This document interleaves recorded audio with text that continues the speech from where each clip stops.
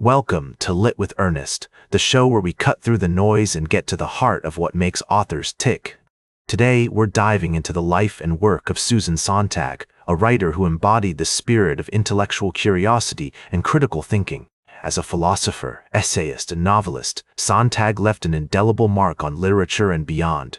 Born in 1933 in New York City, Sontag grew up in a family that valued education and encouraged her to explore her interests. Her father was a fur trader, and the family moved frequently during her childhood, exposing her to different cultures and ways of life. This nomadic upbringing would later influence her writing, as she often explored themes of identity, displacement, and the human condition. Sontag's educational journey took her to the University of Chicago, where she studied philosophy and literature. It was there that she met her mentor, the philosopher Kenneth Burke, who had a profound impact on her thinking and writing style. She later attended Harvard University, where she earned her master's degree in philosophy. These formative experiences shaped her intellectual pursuits and laid the groundwork for her future contributions to literature.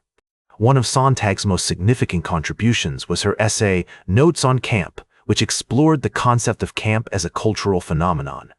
Published in 1964, this essay showcased her unique blend of philosophical insight and cultural commentary. She argued that camp was not just a style or aesthetic, but a way of experiencing the world, one that reveled in artifice and challenged traditional notions of taste and beauty. This essay cemented her reputation as a bold and innovative thinker, unafraid to challenge conventional wisdom. Sontag's work also spanned the realm of photography, where she explored the relationship between images and reality. Her book, On Photography, 1977, is a seminal work that examines the power of photographs to shape our perceptions and understanding of the world. She argued that photographs are not just neutral representations of reality, but are imbued with cultural and historical context, influencing how we interpret and interact with the world around us. As a novelist, Sontag's most famous work is probably The Volcano Lover, 1992, a sweeping narrative that explores the intersection of art, politics, and personal relationships. Set in 18th century Naples, the novel is a complex web of stories and characters, all centered around the theme of desire and its consequences. This work showcases Sontag's mastery of language and her ability to craft compelling narratives that probe the human condition. Sontag's legacy extends far beyond her own writing, as she has influenced generations of thinkers, writers, and artists.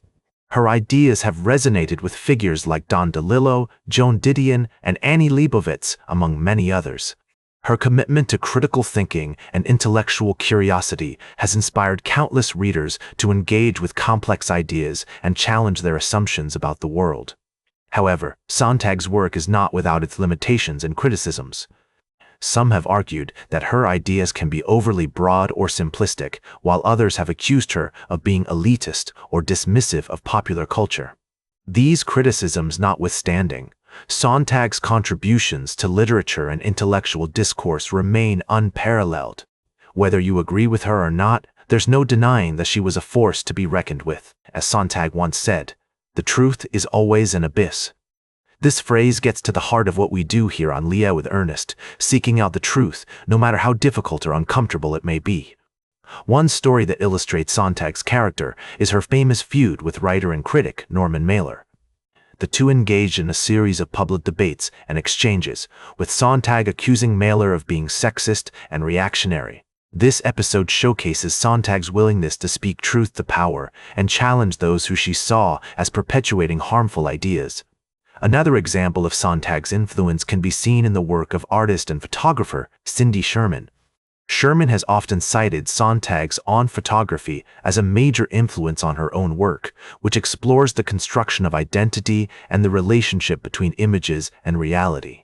In conclusion, Susan Sontag's legacy is a testament to the power of intellectual curiosity and critical thinking. Like Sontag, we must be willing to confront the abyss of truth, with all its complexities and uncertainties.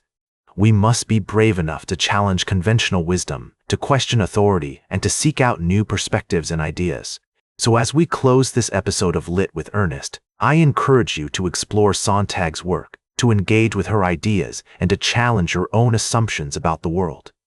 Remember that the truth is always an abyss, but it's an abyss worth exploring and one that holds the power to transform us in profound ways.